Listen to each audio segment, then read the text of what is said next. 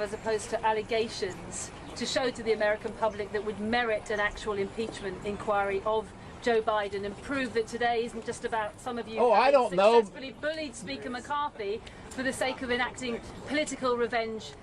This isn't about political revenge. We have the bank accounts. We can see, ma'am, you can see that the homes that the Bidens own can't be afforded on a congressional or Senate salary. You also understand that it's not normal for family members to receive millions of dollars from overseas interests. Those things aren't normal. It's not normal to have 20 shell companies. These things are not normal, and it alludes to not only just widespread corruption, but money laundering, if not influence peddling itself. And we also have the president, the vice president at the time, on record saying that the prosecutor was fired. Well, son of a bitch, the prosecutor was fired, right? Because the prosecutor was going after the company that his son was working on. That's what we have. If you can't see that, if you are that blunt, I'll turn it over to the attorney. The American people can't see that. They think it's political revenge. It's because you don't report on it. You're not, I don't think. Reporting on it today. I'm not sure how you know what the American people think, but here's what they might wonder. Actually, if you're a federal prosecutor, you would be asking yourself, how can there not have been an indictment for a FARA violation against Hunter Biden? How can there possibly, my understanding and discussions with staff have confirmed my impulse that this would be very much the basis of a Foreign Corrupt Practices Act investigation, given the circumstances that we know. The question is, it's funny, after we come out of the events of, that John Durham, for example, testified to our committees about how investigations proceeded through our investigative agencies without proper predication. It's not that you have to prove the case. It's not that, you understand, to this point, there's not been a single subpoena to a Hunter Biden bank account or a Joe Biden bank account or any other Biden family member's bank account. Because until an impeachment inquiry commences, that's not a jurisdictional possibility. Well, it would be stretching jurisdiction to do that. But there's ample predication at this point in time based on that very unusual set of circumstances, which is for no apparent payment for expertise or services rendered. Biden family members writ large received over $20 million. That we know of. That we know of. It is very simple for someone just to insist there's an absence of evidence. But if you can look in the face of that and contend that, that's, anyone has a right to their opinion. What they can't do is... Thank you, Mr. Chairman. Thanks to the witnesses for being here. I think it's safe to say that all of you are here today because you are opposed to government censorship. Is that right? Have I got that broadly correct? Okay, we can agree on that much. Book banning is a form of government censorship. Is that, broadly speaking, correct? Professor Knox, you're an expert in this. Let me just ask you.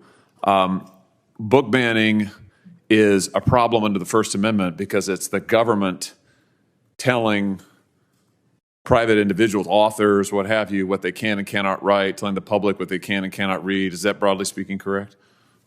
Yes, that's correct. So now what if the books were digital only? Could the government ban them then? So no hard copies, no physical copies, it's just digital books. Could the government engage in book banning then under the First Amendment? No problem. No, that's about a format of the particular book, and that really doesn't matter when it comes to whether or not government is banning a book. Okay, what if the government made a list of authors whose books it wanted banned, and also went to all of the publishing houses in America, the government did, and said, do not publish the books by any of these authors or we will punish you? Is that a problem under the First Amendment? My hope is that the government would not be involved in the decisions of a private company. Good. I would hope so too, but apparently that is not the case in the United States of America today under this administration, because the hypotheticals I've just given you aren't hypotheticals at all. They've happened, and we know that they are happening. The Fifth Circuit Court of Appeals just ruled in a case, Missouri versus Biden. I'm sure you're all familiar with this. It's going to go down, I think, as a landmark case in the worst possible way in First Amendment law, because what the Court of Appeals found is that the White House, not just the federal government, but the White House, actively coerced every major social media platform in America. Let me say that again. Every major social media platform in America to ban speech that the White House did not like. What are we talking about here? Well, we're talking about speech on the COVID-19 pandemic, speech on the 2022 congressional elections, speech related to mask mandates, speech related to vaccines. What did the White House do? Well, over a period of years, they met with, on a regular basis, the leaders of social media companies and demanded that the speech they did not like be taken down. They further demanded that these same social media companies amplify the White House's speech. Amazing. So take down all of this speech that we don't like, amplify our own speech. Unbelievable. What kind of speech are we talking about? Well, for example, not just public officials, but parents. Here's an example from my state, the state of Missouri. I'm reading you from the opinion here. One parent who posted on Nixdoor.com, which is a site operated by Facebook, posted an online petition to encourage his school to remain mask optional, found that his posts were removed without notifying him, and his friends never saw them. Another parent in the same school district who objected to mask mandates for school children responded to Dr. Fauci on Twitter and promptly received a warning from Twitter that his account would be banned if he did not delete the tweets criticizing Dr. Fauci's approach to mask mandates. These objections, amazingly, this censorship was taken at the direct behest of the federal government, the direct behest of the Biden administration. Professor Knox, is this a violation of the First Amendment? Only a judge can make that determination. And a judge has. I'm glad you said that. Multiple judges. The district court, federal district court, said there was a direct First Amendment violation. Court of Appeals unanimously, 3-judge panel unanimously said direct First Amendment violation. I can't think of another time in American history when the President of the United States, and I say that advisedly because the record reflects that White House officials were sending emails and communications to these companies saying that the President himself wanted the censorship. So you've got the government doing exactly what Professor Knox said is not permitted under the First Amendment, directly coercing the speech of private parties, and not just one or two authors, but parents all across the country. Unprecedented in the history of this nation. So I'm glad we're having this hearing today. I hope that we will have more like it to expose the censorship happening at the highest levels of our government. Mr. Chairman, I'd ask that this opinion, this judgment by the Fifth Circuit, Missouri versus Biden, be entered into the record in full. Without objection.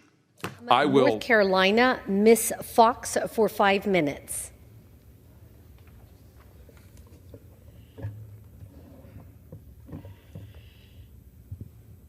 Thank you, Madam Speaker. Madam Speaker, I rise today to recognize America's 3.5 million truckers during National Truck Driver Appreciation Week. Truckers are the unsung heroes of our supply chain. Each year, they drive over 320 billion miles, the equivalent of nearly 13 million trips around the globe to deliver 11.5 billion tons of freight. Every one of those miles represents a stocked store shelf, a package placed on a household doorstep, materials delivered to a manufacturer, and equipment conveyed to a construction site.